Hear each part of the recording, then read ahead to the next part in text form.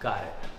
I'm gonna grab the collarbone with my part of my hand going into the scapula. Oh. It's better than the other side now, do you see? I'm gobsmacked, I'm not even joking. All right, good. All right, I'm really excited to have Chef Ilan here today, but please check out his Instagram. You have this really cool restaurant in Los Angeles now, which I'm dying to fly out there just to try. Tell us the name of the restaurant and what is it? Yeah, it's called Ramen Hood. It's a vegan ramen shop. We've been open for almost nine years or something like that, a really, really long time. But I'm just off of this crazy sort of whirlwind trip of, we were at Coachella for 2 weeks. It's our 8th or 9th year that we've done Coachella. And we did a pop-up in Riyadh, Saudi Arabia. We've just been sort of running around and doing tons of stuff, plus all the TV things I've been doing. Yeah. Food Network, grocery games, all of that stuff. Yeah, so he's always busy, always booked.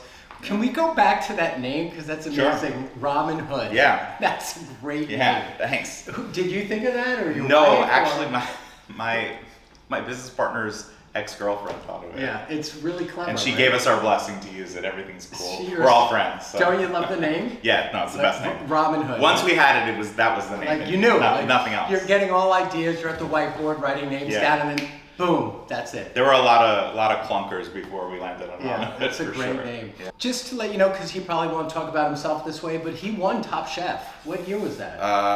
1963. It was a really, really long time ago. That was before I was born. Before color television. No, it was in it was a Julia Child's event, right? Yeah, it was in 2007, and very long time ago, 17 years ago.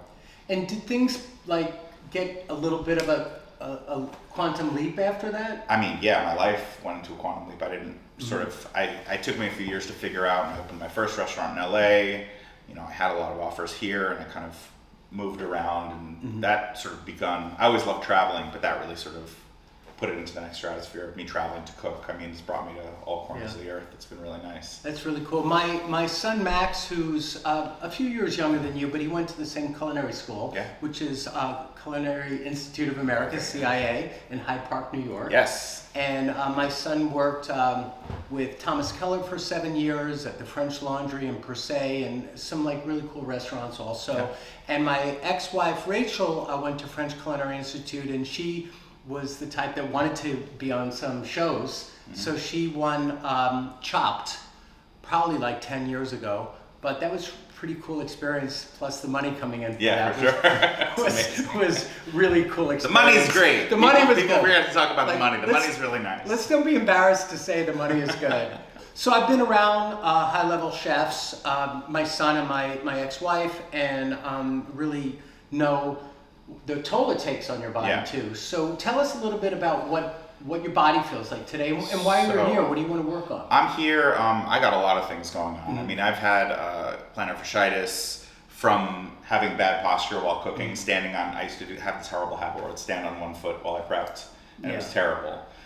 So I've had therapy for that. I have, always hip issues, give or take, upper back, always from sort of hunching over, because I'm not incredibly tall, but I'm taller than a lot of people that work in the kitchen. So, surfaces are always at one height, and so you're always trying to compensate for that. Right, and they don't make the kitchen counter specifically for you. No. Now my son, who, like I said, is a high-level chef, he's 6'5".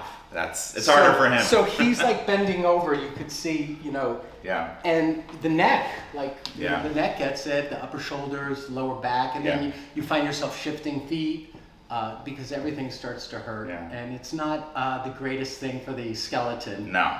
Being a chef, that I've seen up close. Yeah. What are some, you were saying you also get a little tingling lately sometimes? Yeah, lately it's a new thing. Numbness. I immediately thought maybe it was carpal tunnel syndrome, but I haven't gotten it diagnosed yet. But I get some tingling in my thumb and then my two center fingers, but on both hands. Yeah, so carpal tunnel, if it's mechanically caused, let's say the mouse, you're not going to get it on both arms. If it's from typing and stuff, you can have carpal tunnel on both arms. But most people say it started with one arm with carpal tunnel. You could have numbness in the hands from neuropathy, so that might be something you check next time you go to your medical doctor to see how if you're pre-diabetic. But because of the fingers that you're pointing to, I'm thinking that you have base of the neck issues because of years of working at a counter. Yeah.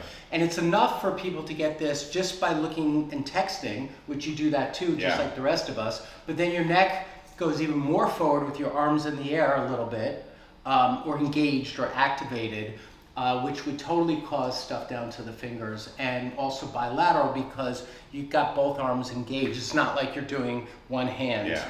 But let's get started. We're going to start working on you. How's your lower back? Do you ever need some help there? I don't get a lot of problems with. Good. So that's it's odd. All different parts of my body are kind of messed up, but my lower back seems to be okay. All right, shh, don't say anything. No. All right, so that's one less thing we have to tackle today. How about shoulders? Are shoulders pretty good? My right shoulder is pretty impinged in the All right, front. we might even start with the right shoulder. So let's get cracking.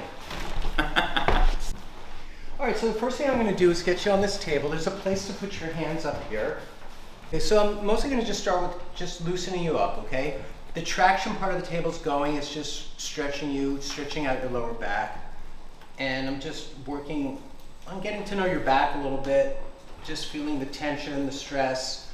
You have a very strong back, which is really good. Did you do sports or lift weights throughout your life? I lift weights now. Yeah, you can tell. And you can feel some of these traps though, right? Does this feel good or is it too much pressure? No, it feels good. Okay. I'm okay with a lot of pressure.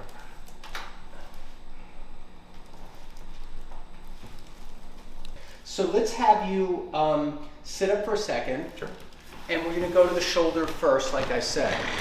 And even though it's the right shoulder, I just want to feel what the left feels like, just to compare it. So you have really nice range of motion. So this would be 0 degrees down here. Here, and back up just a few inches so your arm can swing. This would be approximately 90 degrees. This would be approximately 180 degrees. And he goes through all those different stages pretty nicely. This side here's 90, and it gets a little stiffer up here. You feel that last section here is not as clean as this side? Yeah. And you can do it on your own. So keep your thumb sort of up and go all the way up. And it's not perfect, but he's not a contortionist for Cirque du Soleil, so we don't expect him to. But do you see how right there it stops? Yeah, and It's that's when I different, start right? that, and that's when I start feeling. Yeah, so it's a little block there, and I want to do a release to see if we can get a smoother lateral range of motion. So I'm going to lift under your collarbone here. So I'm percussing or lifting his collarbone, just a millimeter or two, but sometimes that's dramatic, and you'll see when I come back to it. Now I'm going with the scapula from right to left, or lateral to medial. I'm pulling down on the humerus first on this end, then I'm coming up to the head of the humerus, which is the ball joint on the end of the upper arm bone, where it meets the acromion bone and the clavicle. And I'm giving it a little space to release any impingement. And now I'm also going to add, it's like a recipe. Do you hear this? I'm going to add a pinch of salt, and it needs some acid. Someone hand me a lemon. No, but doesn't it sound like that? It really does. Okay, so now I'm going to add some thumbs into this painful spot in his armpit. Trying to make you laugh there with my chef comparison. So I'm under here, and you can feel that nasty spot there, right? Yeah. Good. Right in there. Yeah, that's. So this spot here is where the lat ties into under the armpit, and his is a little contracted, and there's a big muscle knot or trigger point here that I'm working on. That's making my fingers tingle. Yeah, so this could be part of your tingle area too. Okay. Now lie on your back, so that's your right shoulder. Lie on your back here, and now I'm going to come into the shoulder and see if I can get a set. I'm going to grab the collarbone with my part of my hand going into the scapula. Oh. And there you go. Oh. Okay. So now come sit back in your chair.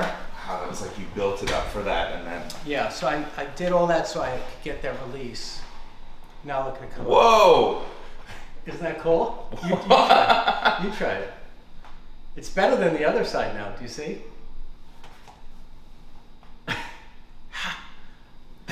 I'm gobsmacked. I'm not even joking. All right, good. That's amazing. So that was cool. Feels different, right? It's been stuck there for such a long time. Because your collarbone was out mostly, and that's what just snapped back in. So we're going to do a little bit on this side because I can't make this side worse now. This wasn't even your complaint side. But as long as I'm showing off a little bit, I'll do this side too, okay? Show off as much as you want. I've been working at that for a very long time, like in physical therapy. I know there's a beef between physical therapists and No, I get along great with physical therapists. I think it's the other way around. I think a lot of them don't like me, but I like everybody. I've worked side by side with physical therapists in the same office before, and enjoyed the relationship.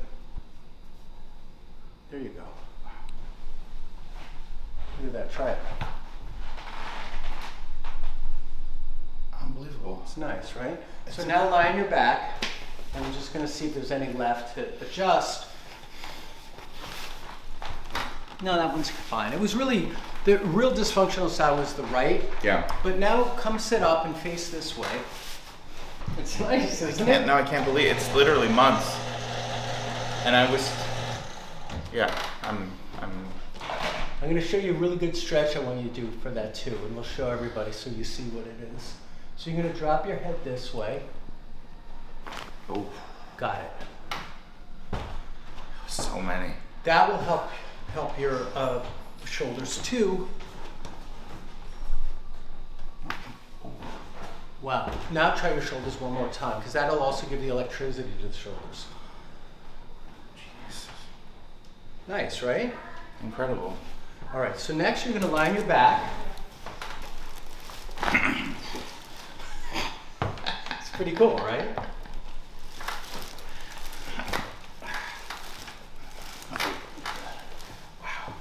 All right, so next I'm going to have you lie on your side facing me. We're just going to do a little loosening for your lower back, even though your lower back is not on your radar, but it never hurts to just open it up. Yeah, that one's fine. So your lower back really is good. I don't really see much with the lower back, but. All right, so this comes like this.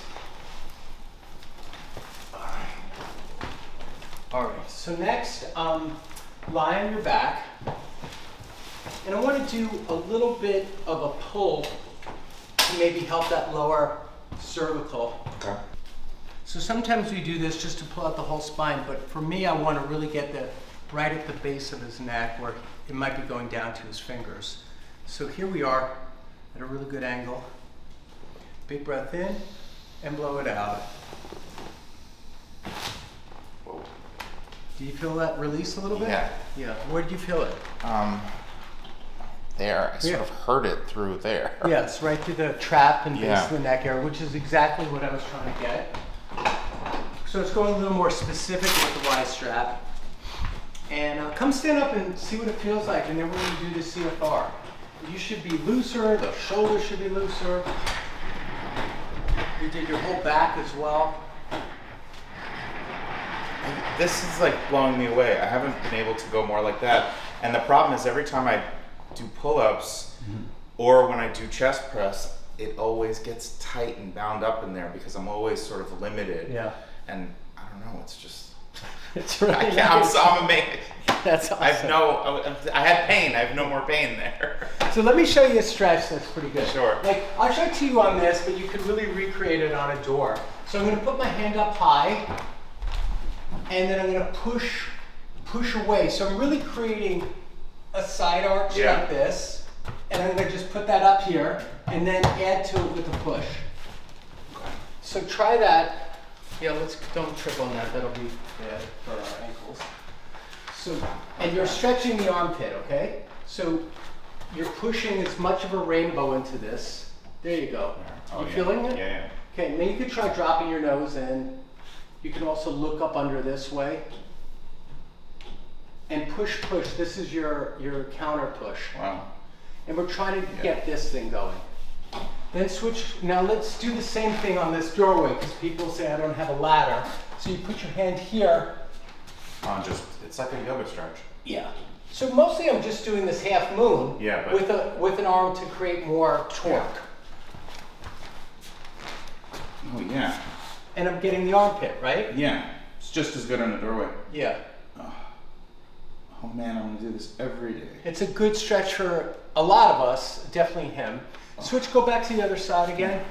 And once you're in there, you can play a little bit. Yeah. Like you can move your face in, you can create little angles, you can drop your chest closer to the door. And now fly your shoulders up and see how smooth they come up. Because I released the collarbone that was stuck, right? No, it's amazing. Don't you feel like you could get into some back stuff now? And we'll go right to the gym afterwards. yeah, and do any lat pull down. It's free. Yeah, no, it's amazing. All right, so lie on your back. Perfect. So now I'm going to place the balloon. And then whenever you're ready, big breath in and close your lips. Pretty wild, right? Wild. What'd you feel? Different than I was expecting. Wow. Did you hear any cracks or Yeah, separation? I heard it all the way in my ear back. Wow. Here's tissue. I got a little on your cheekbone, and that's aloe vera. Oh. Yeah. So I put aloe vera on the balloon, and it just somehow got on you a little bit. That's okay. It went out of my ear and then out the other side. Did you hear actual little pops or cracks? I did. I heard a pop in the. It was closer to my ear actually. Yeah. A lot of people say it's in this area, and other people say it's more towards the ear, or even behind the ear in the back of the head. I felt it was almost like, it was like right behind my ear. How are you breathing now? We didn't even do the bad side yet, but Amazing. It's opened it up. would you say it's painful or just a lot of pressure? No, it's not painful. It's just a different. It's like you said. It's almost like jumping in a pool. Yeah. It's very, very similar to that. Yeah, and fast. Oh, very incredibly fast. So fast. I'm excited for the other side. All right. Well, let's get this one done and just do it fast and smooth, okay? So here's the right side. Big breath in and close. Oh. Here's another tissue. So fast. What did you hear on that one or feel? That I felt in my head, in the back, in like behind, inside, in my brain. I felt it in my brain. Oh my God. Did it crack or make noises? It was like a sizzle, almost like a sizzling sensation. If that makes sense. Here's a chef describing it as like bacon. It was like right when you throw onions in a pan with oil. It was that exact same, except inside of my face. All right, so you were searing some onions. Yeah. Hitting starting the hot skillet. starting to sweat them, and that initial smell is like really what you. No, there was no smell. I've done 3,500 of these. No one described it that way. Good. But I like the way you described it. We might use that in the future if we may. It really does. It felt and sound. It felt like a sizzle. It's unbelievable. So you had a good day today, right? Oh my goodness.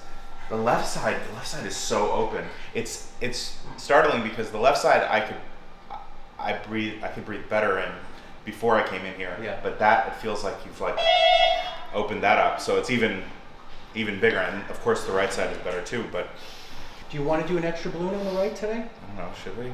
Yeah, sure. All right. So what the hell? Let's do it. Lie on your back. We'll just do one more. Yeah, this one's a little tougher to place. So big breath in and close. And there you did it. Oh wow. So that might hit a whole different section. Oh man. It's like one of those things that it's addictive. The feeling of it is remarkable. Oh yeah, that opened it. Oh. Wow. All right, come sit up one more time. We're gonna be done on that one, but it was a good experience, right? Incredible. So in your case, if he was interested, depending on the feedback he gives us, if he goes, no, I'm really good, that's enough for me right now, then leave it alone. But if you wanted to pursue it a little bit more, you come back in a week and do another one. Okay? Wow, that's incredible. How's it breathing now? So much better. Okay, good.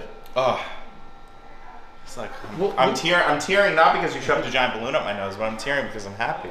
Oh, good, good. Thank you so much. Of course, thank you. All right, thanks. Thank you. Wow. Now try your shoulders one more time, because that'll also give the electricity to the shoulders. Jesus. Nice, right? Incredible.